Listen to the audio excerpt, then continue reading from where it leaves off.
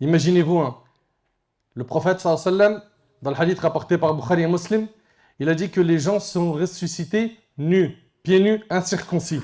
Aïcha, la femme du prophète sallallahu alayhi wa sallam, s'est étonnée. Elle s'est étonnée parce que, hommes et femmes nus, le jour du jugement, et elle pose la question au prophète sallallahu alayhi wa sallam. Les gens vont se regarder. Et le prophète alayhi wa sallam de lui dire, l'affaire sera beaucoup plus grave que cela, Aïcha. Personne ne pensera à regarder qui que ce soit le jour du jugement. Ceux qui ont cartonné, qui ont bien adoré Allah subhanahu wa ta'ala, les pieux, les pieuses, ils vont être revêtus rapidement. À leur tête, le prophète Ibrahim alayhi salatu wassalam. Puis les prophètes, puis les pieux. Et chacun sera revêtu rapidement en fonction de ses actes. Si tu as assuré dans cette vie, dans tes prières, tes adorations, eh bien rapidement tu seras revêtu. Dans le cas contraire, tu vas rester humilié nu. Puis, ce jour qui sera terrible sera un jour de regret pour beaucoup de gens.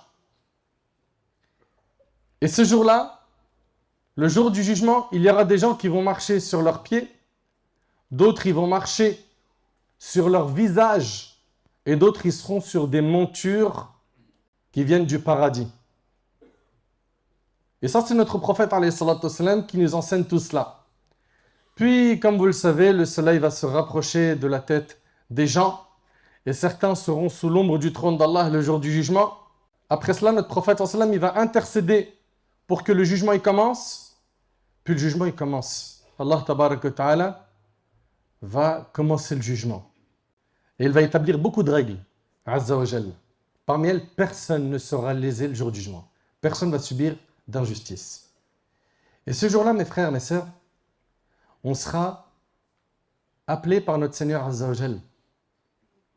Ce jour-là, on sera présenté à Allah et il va nous remettre nos livres. Quel livre? De quel livre il s'agit?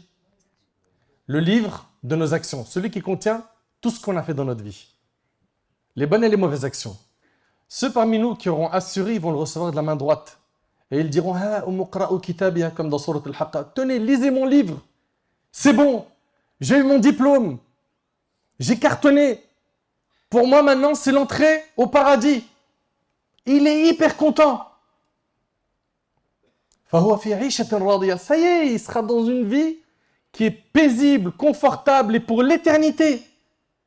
Mais est-ce que vous réalisez qu'après ces quelques étapes qui lui restent encore, c'est-à-dire que la remise des livres, il va y avoir la pesée des actions, il va y avoir le passage sur le pont du Sirat, ça y est, lui va se retrouver après devant la porte du paradis, il sent son odeur, il attend qu'une chose, c'est que la porte s'ouvre.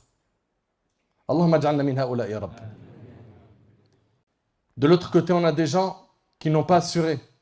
Et beaucoup d'entre eux ont eu des rappels. Des gens qui leur ont dit, tu es en train de prendre un chemin qui va te mener à ta perte. Après ta mort, tu vas le payer. Fais gaffe.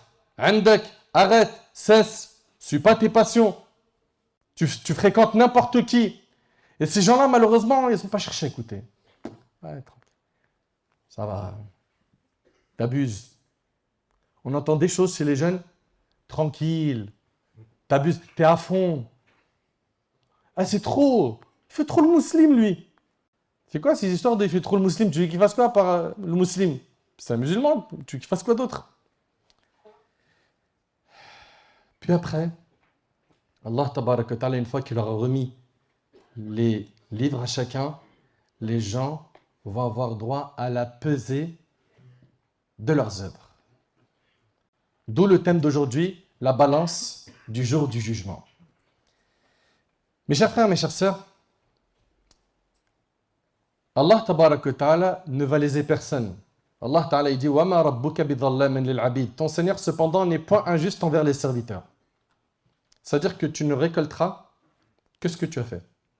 Dans un hadith qui est rapporté par Muslim selon Abi Dharr, le prophète sallallahu alayhi wa sallam, il nous dit qu'Allah tabaraka wa ta'ala il dit concernant vos actions, je vous les comptabilise. Puis, je vous les présenterai. Allah il va nous les présenter le jour du jugement. Quiconque qui trouve du bien, qu'il remercie Allah. Parce que c'est grâce à Allah que tu as été droit. C'est grâce à Allah que tu as réussi à tenir ton dîne. C'est grâce à Allah que tu es resté pieux, que tu n'as pas dévié, que tu es resté sérieuse, ma sœur. Et Allah il nous dit, et Allah Azza wa Jalla, il nous dit, et quiconque trouve autre chose que cela, si tu trouves autre chose que des bonnes actions, Allah il dit qu'il ne blâme que sa propre personne.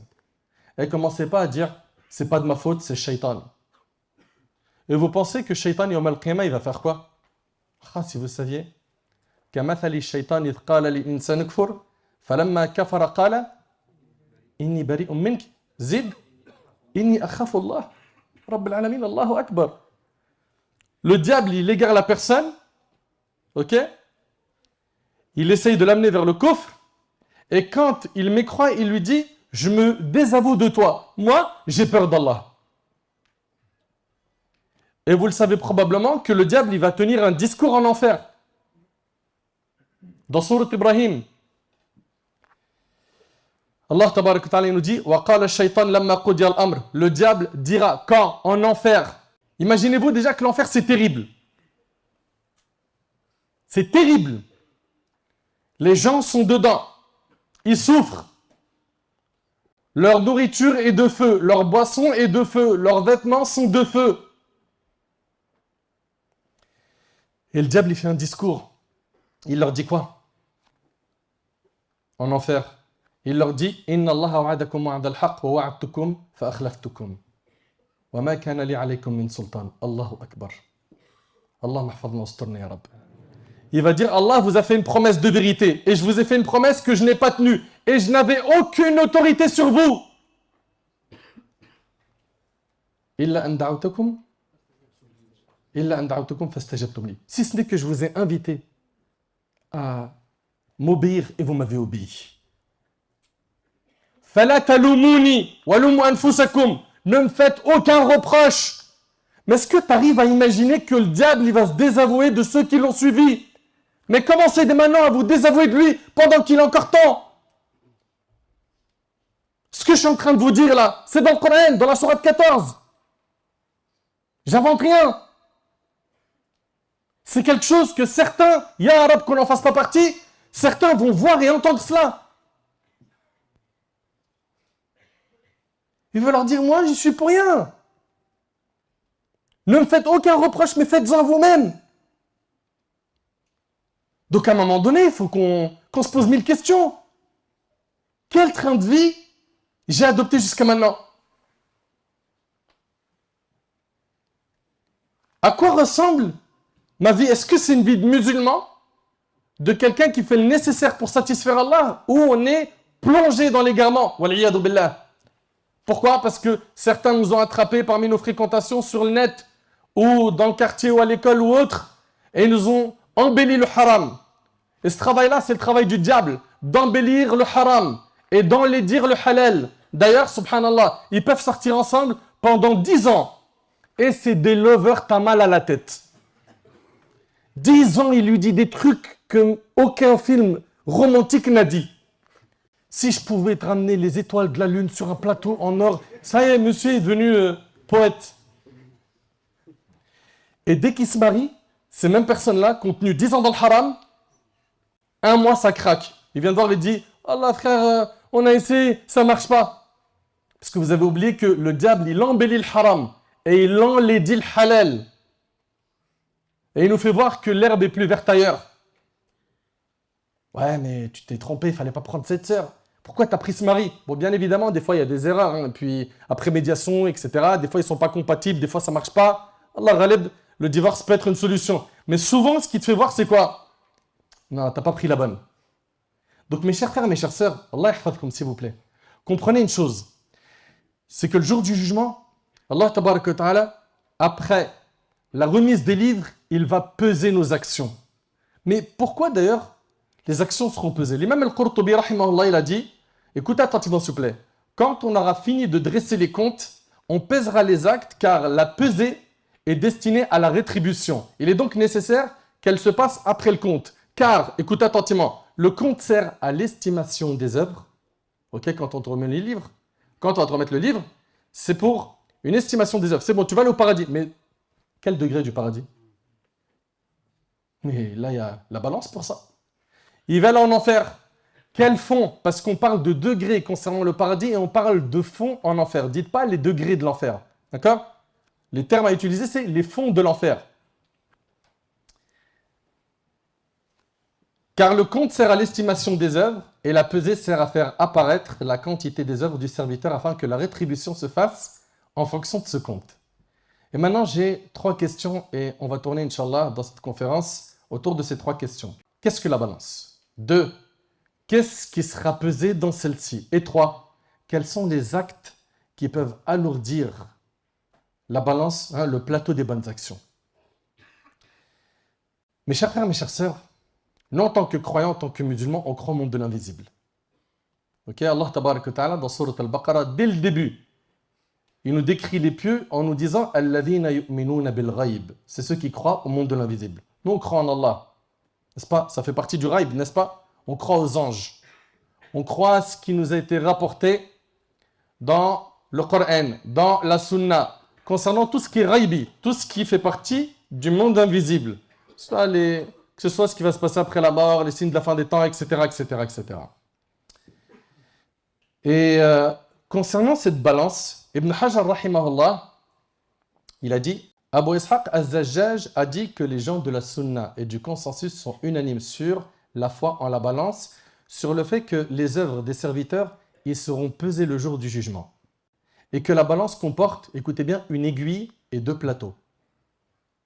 Vous suivez? Une aiguille et 2 plateaux qui pencheront d'un côté ou de l'autre selon les œuvres. Très bien. Ibn Qudama, rahimahullah, il a dit dans Lum'at al-I'tiqad, la balance est dotée de 2 plateaux et d'une aiguille. Ibn Taymiyyah, rahimahullah, dit, les balances seront dressées et on y pèsera les œuvres des hommes. Et concernant cette balance, elle ressemble à quoi exactement? Sa réalité concrète n'est connue que par Allah Tabarak wa Ta'ala. Et quand il s'agit, Allah barik fikum, de umur ghaibiyya, de choses qui font partie du monde de l'invisible, ça, il faut quoi? Un dalil pour en parler. Il faut une preuve pour en parler. C'est pas je commence à penser, imaginer. Non, non, non, non. Tu as un texte du Coran et de la Sunna authentique, c'est bon. Ok? Tu n'as pas de texte, tu t'abstiens de rentrer dans ce terrain. En venant commencer à dire, ouais, moi je pense que je vois que. Faites attention à ça. Mes frères et sœurs, est-ce que vous savez que cette balance du jour du jugement, elle est immense? Le hadith, il est rapporté par l'imam al-Hakim d'après Salman, radiyallahu anhu, ce noble compagnon. Il dit que le prophète sallam a dit, on placera la balance le jour de la résurrection. Si l'on y pesait les cieux et la terre, elle les contiendrait sûrement. Allahu Akbar. Mais déjà, rien que la terre, t'as vu comment elle est immense? Rien qu'un continent, t'as vu comment c'est immense? T'imagines à quoi ressemble cette balance? Si l'on y pesait les cieux et la terre, elle les contiendrait sûrement. Les anges demanderont au Seigneur, pour qui est destinée la pesée? Allah le Très-Haut leur répondra, pour qui je désire de mes créatures. Pour qui je désire de mes créatures. Vous savez qu'est-ce qu'ils vont dire les anges à ce moment-là? Ils vont dire, Subhanak, ma abadnaka haqqa ibadatik. Allahu Akbar. Les anges vont dire, gloire à toi. Nous ne t'avons pas adoré de la façon la plus parfaite que tu mérites. Qui va dire ça? Al-Malaïka, les anges. Mais est-ce que tu réalises déjà que les anges, ils ne désobéissent jamais à Allah? Et toute leur vie sont en adoration, ils ne font rien d'autre à part cela. Et là, eux, les anges, ils vont dire, gloire à toi, nous ne t'avons pas adoré de la façon la plus parfaite que tu mérites. Mais qu'en est-il de nous? Chacun d'entre nous doit faire un bilan avec soi-même. Viens pas te dire, ça va, je pense que je suis au top. Les pieux prédécesseurs, à leur tête, notre bien-aimé Mohammed alayhi salatu wassalam, ils étaient toujours dans la remise en question et dans le fait de voir qu'ils n'en avaient pas fait assez. Et ça, c'est nos modèles. Et si toi, bifadlillah, t'es de cela, subhanallah, Ibn Abi Mulaika, il dit, j'ai rencontré plus de 30 compagnons, tous craignaient pour eux l'hypocrisie. Et dans les noms qu'il y a dans les 30 compagnons, Ibn Hajar il cite qui? Vous savez qui? Ibn Abbas, Ibn Mas'ud.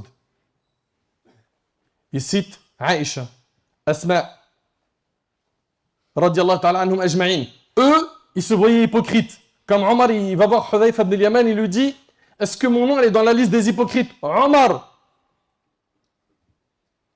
il est critique sur son âme.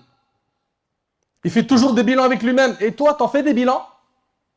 Ma sœur, toi qui m'écoutes, tu fais des fois des points avec ta relation avec Allah subhanahu wa ta'ala, ta gestion du temps.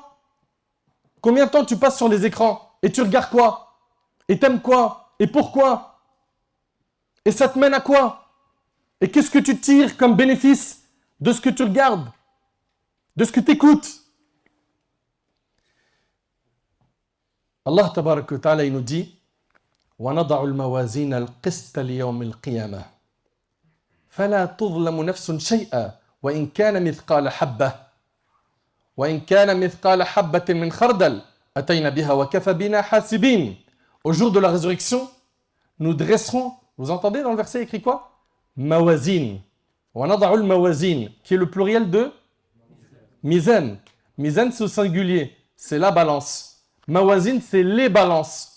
Dans le verset, ça a été cité au pluriel. Et ça a été aussi un sujet de divergence entre nos savants. Est-ce qu'il n'y a qu'une seule balance ou est-ce qu'il y en a plusieurs? L'avis qu'il faudra retenir, bi'idhnillah, wallahu ta'ala a'lam, c'est qu'il n'y a qu'une seule balance. Et pourquoi ça a été cité ici au pluriel? La plupart des savants ont dit qu'il n'y aura qu'une seule balance et que le pluriel n'a été employé que pour désigner la multitude des œuvres qui y seront pesées.